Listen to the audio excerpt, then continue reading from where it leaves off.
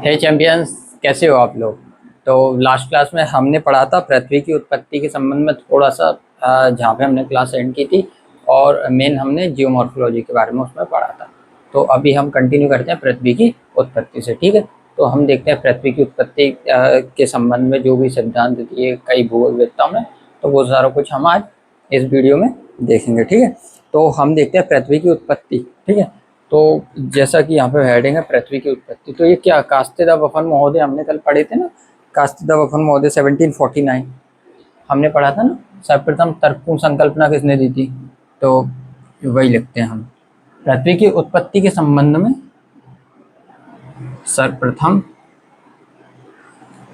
जो तर्कपूर्ण संकल्पना किसने दी थी, कास्ते द बफन महोदय ने क्या दी थी, सर्वप्रथम तर्कपूर्ण संकल्पना दी। कब दी थी, 1749 में ये संकल्पना उन्होंने दी थी। ठीक है, आया समझ में। अब ये जो पृथ्वी की उत्पत्ति के संबंध में सर दो चीजें देखने को मिलती हैं हमें। दो चीजें क्या आती हैं हमारे आगे देखने को आती है। जो कालांतर के भूगोलवेत्ता थे वो टू पार्ट्स में डिवाइड थे। टू पार्ट्स में कैसे सर, एक थे सर जो अद्वैतवाद को मानते थे, और सर एक थे जो द्वैतवाद को मानते थे। अब हम वही समझते हैं। ठीक है, द्वैतवाद और अद्वैतवाद। ठीक है, ये हम थोड़ा सा इरेज कर रहे हैं। ठीक है, लिख लेना, एक द्वैतवाद और एक अद्वैतवाद। ठीक है, तो उसी को हम थोड़ा सा समझने की कोशिश करते हैं। ये क्या, यहाँ पे क्या लिखेंगे हम, अद्वैतवाद।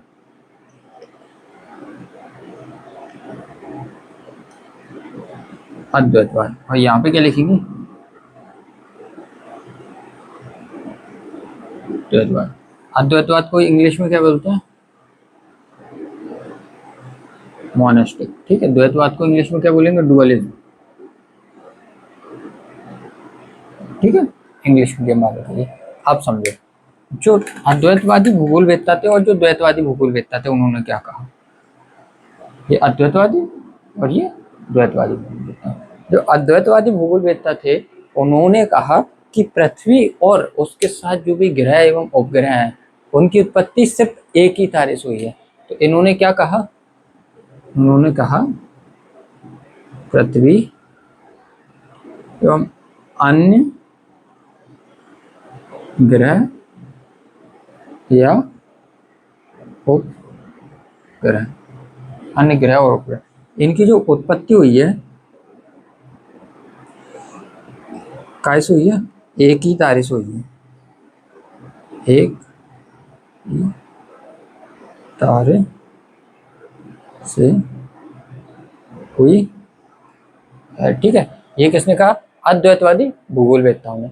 सर द्वैतवादी भूगोलवेत्ताओं ने क्या कहा, द्वैतवादी भूगोलवेत्ताओं ने कहा पृथ्वी एवं अन्य जो भी ग्रह और उपग्रह हैं इनकी जो उत्पत्ति हुई है, इनकी उत्पत्ति कैसे हुई है, दो या दो से अधिक तारों से, दो या दो से अधिक तारों से इनकी क्या हुई है, उत्पत्ति हुई है। ठीक है, आया समझ में। ये तो एक छोटा सा कॉन्सेप्ट है पृथ्वी के उत्पत्ति के संबंध में, द्वैतवाद और अद्वैतवाद। ठीक है, कुछ भूगोलवेत्ता थे जो अद्वैतवाद को मानते थे, कुछ भूगोलवेत्ता थे जो द्वैतवाद को मानते थे। तो अद्वैतवाद और द्वैतवाद के आधार पे ही उन्होंने अपनी क्या दी, थ्योरीज दी है। ठीक है, तो अद्वैतवाद वाले भूगोलवेत्ता मानते थे कि पृथ्वी एवं अन्य ग्रह एवं उपग्रह की जो उत्पत्ति हुई है एक ही तारों से हुई है। और द्वैतवादी भूगोलवेत्ता मानते थे कि पृथ्वी सहित अन्य ग्रह एवं उपग्रह की उत्पत्ति कैसे हुई है, दो या दो से अधिक तारों से हुई है। ठीक है, आया समझ में।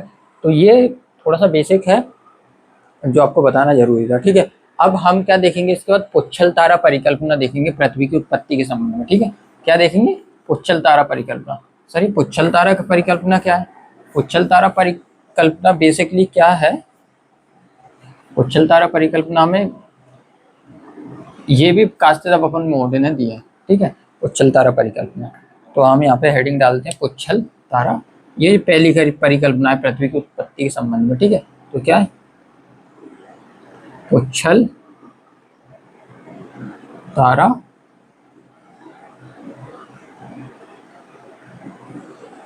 परिकल्पना, ठीक है, उच्छल तारा परिकल्पना, ठीक है, आया समझ में। सर इसमें क्या है, सर इसमें देखो ये किसने दिया, ये दिए कास्ते द बफन महोदय ने, कास्ते द बफन महोदय ने क्या दिया, ये परिकल्पना दी है, ठीक है, आया समझ में। ये कब दिए इन्होंने, 1749 में, 1749 में ये परिकल्पना इन्होंने दी। इन्होंने क्या बताया, समझो इन्होंने क्या बताया, इन्होंने बताया कि ये क्या है, सूर्य है, ठीक है, और ये क्या है, ये एक तारा है, ठीक है, क्या ये एक तारा है। सर इस तारे का नाम क्या है, इसको बोलेंगे हम विशालकाय साथी तारा या पुच्छल तारा भी बोल सकते हैं, इसको क्या बोलेंगे, पुच्छल तारा, पुच्छल तारा। अब सर ये पुच्छल तारा क्या करता है, ये पुच्छल तारा सूर्य के चारों तरफ क्या लगाता है, चक्कर लगाता है। ये पुच्छल तारा क्या करता है, सूर्य के चारों तरफ क्या लगाता है, चक्कर लगाता है। और ये सूर्य के चारों तरफ चक्कर लगाते लगाते ये एक पॉइंट पे आके सूर्य से क्या हो गया, टकरा गया। एक पॉइंट पे आते आते क्या हो गया, ये सूर्य से टकरा गया।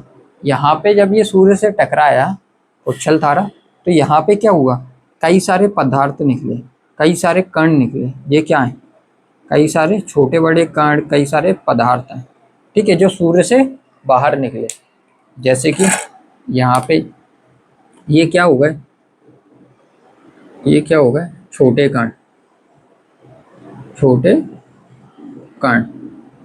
इनको मान लो ये क्या है, बड़े कण, बड़े कण, ठीक है। और ये क्या हो गए, अन्य पदार्थ, अन्य पदार्थ। ये तीन चीजें क्या हैं, उच्छल तारे के टकराव से सूर्य से बाहर निकली तीन चीजें, ठीक है। अब ये जो सर ये छोटे कण हैं, इनको कास्तेदा बफन महोदय ने क्या नाम दे दिया, ये जो छोटे कण हैं, इन छोटे कण को कास्तेदा बफन महोदय ने क्या नाम दे दिया, उपग्रह, उपग्रह, जिन्हें हम सैटेलाइट बोलते हैं। सर ये जो बड़े कण हैं, इनको कास्तेदा बफन महोदय ने क्या नाम दे दिया, ग्रह, क्या नाम दे दिया, ग्रह। और ये जो अन्य पदार्थ बाहर निकले हुए थे। तो बेसिकली इसमें क्या है, कास्तेदा बफन महोदय ने बताया कि एक पुच्छल तारा, एक पुच्छल तारा है जो सूर्य के चारों तरफ क्या कर रहा है, परिक्रमा कर रहा है, और वो एक पॉइंट पे आके सूर्य से टकरा जाता है। जब वह सूर्य से टकराता है तो तीन चीजें बाहर निकलती हैं, क्या, एक तो छोटे कण, एक बड़े कण, और कुछ अन्य पदार्थ सूर्य से निकलते हैं। छोटे कण को इन्होंने ग्रह नाम दे दिया, बड़े कण को इन्होंने क्या नाम दे दिया, उपग्रह नाम दे दिया, ठीक है, आया समझ में। इन्होंने छोटे कण को ग्रह नाम दे दिया और बड़े कण को उपग्रह नाम दे दिया, ठीक है, आया समझ में, ये सुनो। तो ये थी पुच्छल तारा परिकल्पना, ठीक है। तो ये किसने दी है, कास्तेदा बफन महोदय ने दी, कब दी है, 1749 में, ठीक है। ये छोटी सी परिकल्पना है, ठीक है। अब इसके बाद हम पढ़ेंगे लाप्लास का निहारी कांट की बायब्रासी परिकल्पना, लाप्लास इसके बाद पढ़ेंगे, ठीक है। तो कांट की बायब्रासी परिकल्पना, जैसे हम gaseous mass theory of can't भी कहते हैं, ठीक है। तो अभी इसको समझते हैं, ये आप नोट डाउन कर लेना, ठीक है। और जो बोला है उस, जो हमने बोला है उसको सुन के क्या नोट्स बना लेना, क्योंकि यहाँ पे डिटेल में लिखा हुआ नहीं है, ठीक है, आया समझ में। तो ये अभी हम इरेज कर रहे हैं, आप डायग्राम भी बना लेना, ठीक है। अब हम पढ़ेंगे कांट की बायब्रासी परिकल्पना। क्या पढ़ेंगे, कांट की बायब्रासी परिकल्पना। ये कांट महोदय ने ये क्या 1755 में क्या कांट की बायब्रासी परिकल्पना प्रतिपादित की थी, ठीक है, आया समझ में, यस और नो। तो अभी हम देखते हैं कांट की सेकंड क्या है, कांट की बायब्रासी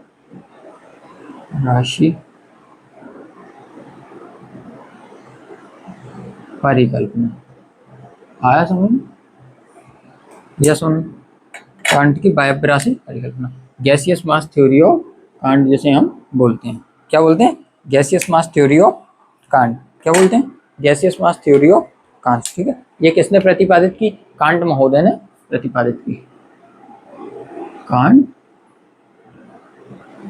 महोदय, सर का 1755 में, ठीक है। सिक्वेंस से चलेगा, वो 1749 में था, कुशल तारे परिकल्पना, ये 1755 में किसने प्रतिपादित की, कांट महोदय ने प्रतिपादित की। सर इसमें कांट महोदय ने क्या कहा, इसमें कांट महोदय ने कहा था, आप पहले सुनिए, कांट महोदय ने कहा था कि प्राचीन काल में दैव निर्मित आद्य पदार्थ क्या ब्रह्मांड में बिखरे हुए थे, ठीक है, क्या थे, ब्रह्मांड में बिखरे हुए, जो कि कैसे थे सर, गतिहीन थे, उनमें कोई गति नहीं थी, ठीक है, और क्या थे, वो शीतल थे यानी ठंडे थे, ठीक है, तो ये थे, और वो ठोस भी थे, ठीक है।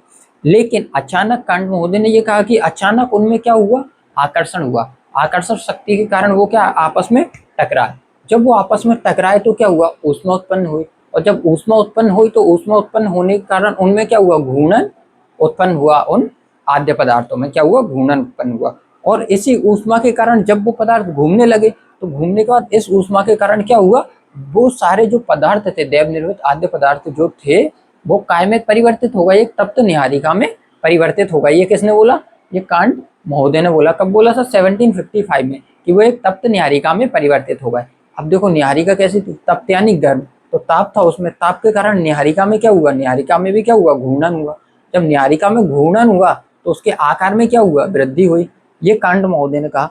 और सर आकार में वृद्धि हुई तो सर उसकी घूर्णन गति में भी वृद्धि हुई, ये बोला कांट महोदय ने, जो कि कहीं ना कहीं क्या थोड़ा सा सही साबित नहीं होता। इसी के ऊपर इनकी क्या हुई, आलोचना भी हुई थी कि सर आकार में वृद्धि की होने के कारण घूर्णन गति में वृद्धि कैसे हो सकती है, लेकिन हुआ, आकार में वृद्धि हुई उसकी और घूर्णन गति में वृद्धि हुई, इसके कारण निहारिका के मध्य भाग में क्या आने लगा, उभार आने लगा, निहारिका के मध्य भाग में क्या आने लगा, उभार आने लगा, और जब निहारिका के मध्य भाग में उभार आया तो उससे एक छल्ला क्या हुआ, टूट के अलग हो गया, एक छल्ला टूट के अलग हो गया। इसी प्रक्रिया का क्या हुआ, पुनरावृत्ति हुई, इस प्रक्रिया की पुनरावृत्ति हुई, जिससे क्या हुए, 9 अलग अलग छल्ले बन गए, और उन 9 छल्लों को ही कांट महोदय ने क्या बोल दिया, ग्रह बोल दिया, ठीक है। वो जो 9 छल्ले थे उनको कांट महोदय ने क्या बोल दिया, ग्रह बोल दिया। तो कांट महोदय ने कहा कि इस प्रकार हमारी पृथ्वी की उत्पत्ति हुई, क्योंकि वो जो 9 छल्ले उत्पन्न हुए थे या निहारिका से बाहर निकले थे 9 छल्ले, अब उन 9 छल्लों में से 9 ही छल्ले क्या बने, ग्रह बने। अब उन 9 छल्लों में से कोई एक छल्ला पृथ्वी बन गया, क्योंकि 9 छल्लों से 9 ग्रह बने और उनमें से कोई एक क्या बन गया, पृथ्वी। इस कारण उन्होंने बोला कि पृथ्वी की उत्पत्ति कैसे हुई, निहारिका से जो छल्ले बाहर निकले उनसे क्या हुआ, पृथ्वी की उत्पत्ति हुई। ये किसने बोला, कांट महोदय ने। अब इसके ऊपर कांट महोदय ने क्या बोला है, देखो इनकी आलोचना होती है, 3 चीजों पे इनकी आलोचना होती है कि सर ताप के कारण घूर्णन गति कैसे उत्पन्न होगी, पहली आलोचना। दूसरी आलोचना, घूर्णन गति उत्पन्न होने से निहारिका के आकार में वृद्धि कैसे होगी, है ना, यस और नो, जल्दी बताओ, घूर्णन गति से आकार में वृद्धि कैसे होगी, और सर ऊष्मा उत्पन्न कैसे होगी। ये 3 क्या थे उसके आलोचना के मुख्य बिंदु थे। आया समझ में। तो ये क्या था, कांट की बाह्यराशि परिकल्पना। अब इसको ऐसा कुछ है नहीं इसमें डायग्राम वाला, तो ये आपको ब्रीफ कर दिया है, ठीक है। सारा कुछ आप नोट्स बना सकते हो ऐसे, और बेसिकली बिल्कुल सिंपल लैंग्वेज में है, तो आप ऐसे भी समझ सकते हो, ठीक है। आया समझ में, या इसका थोड़ा सा डायग्राम बना के आपको समझा दें, बताओ जल्दी जल्दी बताओ। चलो समझा देते हैं थोड़ा सा, अगर आप ऐसा है तो सबसे पहले क्या थे, ये ब्रह्मांड बना लिया हमने, क्या बना लिया, ब्रह्मांड। ब्रह्मांड बना लो सबसे पहले।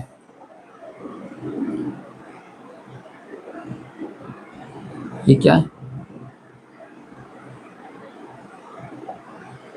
ये क्या है, ब्रह्मांड, ठीक है। अब ब्रह्मांड में उन्होंने क्या बोला, कांट महोदय ने, कि देव निर्मित आद्य पदार्थ बिखरे हुए थे। ये क्या है, देव निर्मित आद्य पदार्थ बिखरे हुए हैं ब्रह्मांड में, ठीक है। आया समझ में, यस और नो। कैसे है ये जो आद्य पदार्थ हैं यहाँ पे लिखेंगे, ये जो आद्य पदार्थ हैं वो कैसे हैं, आद्य पदार्थ कैसे हैं सर, ठोस हैं, ठीक है। उसके बाद कैसे हैं, शीतल हैं, उसके बाद कैसे हैं, गतिहीन हैं, ठीक है। आया समझ में? यस और नो? ये जो आद्य पदार्थ हैं ये कैसे हैं? ठोस है, शीतल है और गतिहीन है। यस और नो?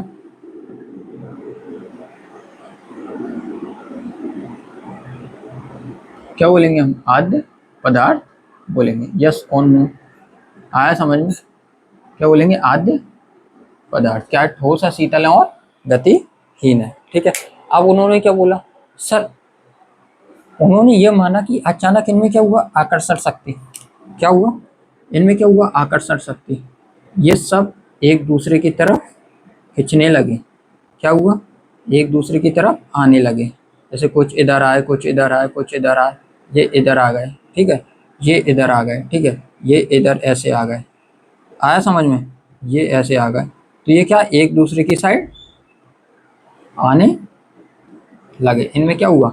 आकर्षण शक्ति के कारण ये क्या? एक दूसरे की तरफ आने लगे। अब एक दूसरे की तरफ आएंगे तो क्या होगा? इनमें क्या होगा? टकराव होगा। तो ये क्या हुआ सर? जैसे ये एक दूसरे की तरफ आए तो इनमें क्या हुआ? टकराव हुआ। ये ऐसे इनमें टकराव हुआ। सर टकराव हुआ, टकराव होने के कारण इनमें क्या हुई? ऊष्मा उत्पन्न हुई। क्या हुई? ऊष्मा उत्पन्न हुई। इनमें क्या हुआ? टकराव हुआ। टकराव होने के कारण इनमें क्या हुई? ऊष्मा उत्पन्न हुई। हुई कि नहीं हुई? अब ये सर ऊष्मा उत्पन्न हुई, इससे क्या हुआ? इनमें घूर्णन गति उत्पन्न हो गई। क्या हो गई? घूर्णन गति उत्पन्न हो गई। ठीक है, टकराव हुआ, टकराव के कारण ऊष्मा उत्पन्न हुई। ऊष्मा उत्पन्न होने के कारण इनमें क्या हुआ? घूर्णन गति उत्पन्न हो गई। यस और नो? जल्दी बताओ, जल्दी बताओ। अब सर इनमें घूर्णन गति उत्पन्न हुई, ऊष्मा तो उत्पन्न हुई, उससे घूर्णन गति उत्पन्न हुई। अब सर ये ऊष्मा तो थी, सर इस ऊष्मा के कारण क्या हुआ? ये जो दैव निर्मित आद्य पदार्थ थे ये क्या हुए? एक तप्त नीहारिका में परिवर्तित हो गए। जैसे ये जो पदार्थ ऐसे ऐसे ऐसे ऐसे ऐसे क्या हुआ? ये एक तप्त नीहारिका में क्या हुए? परिवर्तित हो गए। क्या हुआ? ऊष्मा उत्पन्न होने के कारण ये क्या हुए? तप्त नीहारिका में क्या हो गए? परिवर्तित हो गए। क्या? ये आद्य पदार्थ जो दैव निर्मित आद्य पदार्थ है ये क्या हुए? तप्त नीहारिका में परिवर्तित हो गए ना? अब सर ये तप्त नीहारिका में परिवर्तित हो गए, ताप की उत्पत्ति के साथ क्या हुआ? ये नीहारिका भी क्या? घूमने लगेगी। जैसा बताया था इसमें घूर्णन गति उत्पन्न होगी, जिससे क्या हुआ? इसके आकार में वृद्धि हुई, और आकार में वृद्धि होने के कारण इसकी घूर्णन गति में भी क्या हो गया? वृद्धि हो गई। तो तप्त नीहारिका में क्या हो गए? परिवर्तित हो गए। अब इसमें क्या है? इसमें क्या हुआ? घूर्णन गति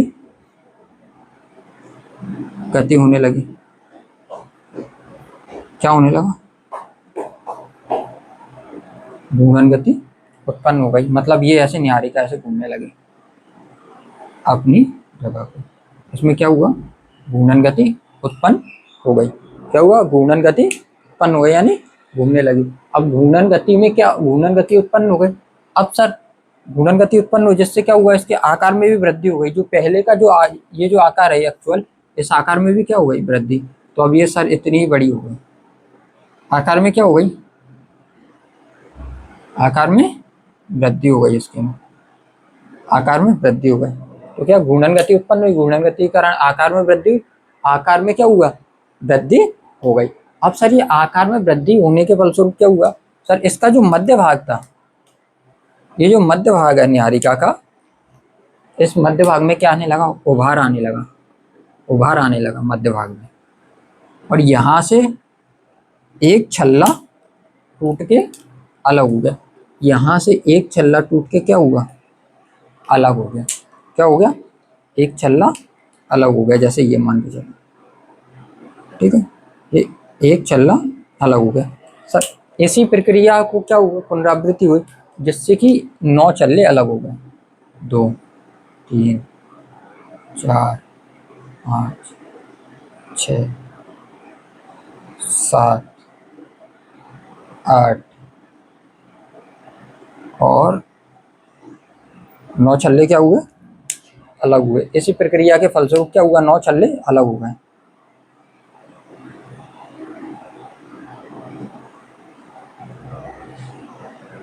ठीक है, आया समझ में?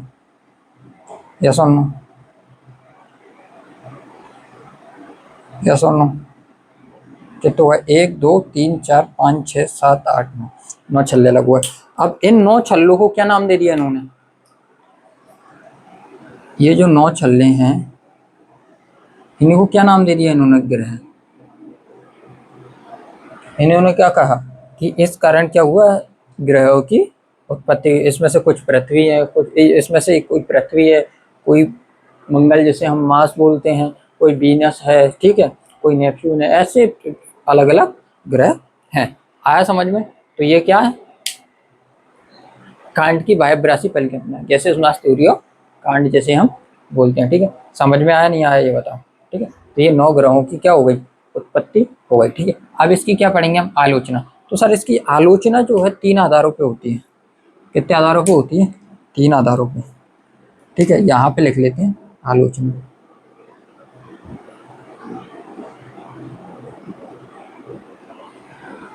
सर कितने आधारों पे होती है, 3 आधारों पे। कौन कौन से 3 आधार हैं, कौन कौन से 3 आधार हैं। पहला, दूसरा, तीसरा। ठीक है, 3 आधार अगर हम देखें तो कांट की बाह्यब्रासी परिकल्पना के 3 आधार कौन कौन से। ठीक है, ये रिकॉल करते रहना। ठीक है, तो पहला है घूर्णन गति। क्या है पहला, घूर्णन गति। ठीक है, क्या है, घूर्णन गति। अन्य भूगोलवेत्ताओं ने कहा कि टकराव से घूर्णन गति उत्पन्न नहीं हो सकती, ये बोला। तो पहला घूर्णन गति क्या है, इसका आधार है। दूसरा है ऊष्मा उत्पन्न, ऊष्मा उत्पत्ति। ये दूसरा क्या है, आलोचना का आधार है। ठीक है, आया समझ में? खड़ों के टकराव से क्या हुआ, तप्त न्यायिका का निर्माण नहीं हो सकता, जो कि उन्होंने बोला ना, ऊष्मा उत्पन्न हुई और उससे न्यायिका का निर्माण हुआ। तो ये क्या है, कण जब टकराएंगे तो तप्त न्यायिका का निर्माण कैसे होगा। आया समझ में? तो वो ऊष्मा उत्पत्ति उसका क्या है, दूसरा आधार है। तीसरा क्या है, घूर्णन गति में वृद्धि। अब इन्होंने बताया घूर्णन गति में वृद्धि, ये क्या तीसरी आलोचना है। सर जब किसी भी चीज का आकार बढ़ेगा तो उसकी घूर्णन गति में वृद्धि कैसे हो सकती है, घूर्णन गति में तो कमी ही होगी ना, क्योंकि उसका साइज इंक्रीज हो रहा है। आया समझ में? तो ये उसकी क्या है, तीसरी आलोचना का आधार बनी। आया समझ में? तो ये 3 आलोचना है, घूर्णन गति, ऊष्मा उत्पत्ति और घूर्णन गति में वृद्धि। सबसे पहले घूर्णन गति उत्पन्न कैसे होगी, टकराव के कारण। ठीक है, दूसरा न्यायिका का निर्माण यानी ताप की उत्पत्ति यानी न्यायिका का निर्माण कैसे ही होगा। तीसरा घूर्णन गति में वृद्धि के साथ उसके आकार में वृद्धि के साथ घूर्णन गति में वृद्धि कैसे ही होगी, नहीं हो सकती। तो ये क्या थे, इसकी आलोचना के आधार पे। तो ये क्या थी, कांट की बाह्यब्रासी परिकल्पना।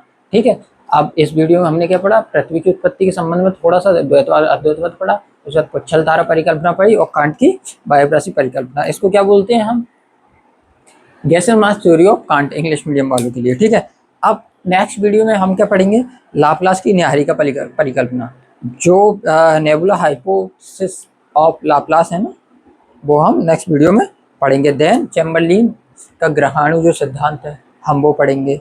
ठीक है, और उसके बाद ऐसे ही हम आगे पढ़ते पढ़ते हम कहाँ जाएंगे, जेम्स जीन्स का जो है ये सिद्धांत भी पढ़ेंगे हम। ठीक है, ऑटो स्मिथ का सिद्धांत वगैरह सारा कुछ हम पढ़ेंगे अभी। ठीक है, अभी 5 से 6 क्लास इन सिद्धांत के ऊपर ही रहेगी। उसके बाद हम क्या है, इंटीरियर स्ट्रक्चर ऑफ दी अर्थ यानी पृथ्वी की आंतरिक संरचना पे हम पहुंचेंगे। ठीक है, आया समझ में? तो आज हमने पढ़ा कांट की बाह्यब्रासी परिकल्पना, पुच्छल धारा परिकल्पना और पृथ्वी की उत्पत्ति के संबंध में द्वैतवाद और अद्वैतवाद भूगोलवेत्ताओं के विचार समझे हमने। ठीक है, तो हम कल क्या पढ़ेंगे नेक्स्ट क्लास में, क्या लाप्लास की न्यायिका परिकल्पना। देन उसके बाद पढ़ेंगे चैम्बरलिन का ग्रहाणु सिद्धांत। ठीक है, तो आज के लिए इतना ही।